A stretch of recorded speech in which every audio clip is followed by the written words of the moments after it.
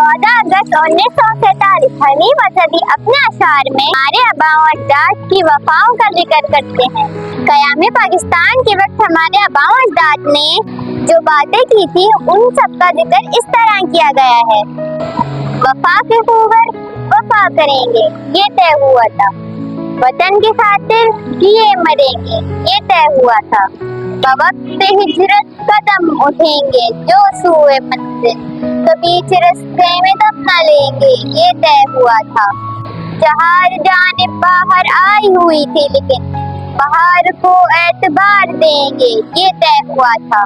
तमाम दरीना निस्बतों से गुरेज करके नए वतन को वतन कहेंगे ये तय हुआ था। खुदा के बंदे खुदा की बस्ती बसाने वाले खुदा के अहकाम पर चलेंगे ये तय हुआ था।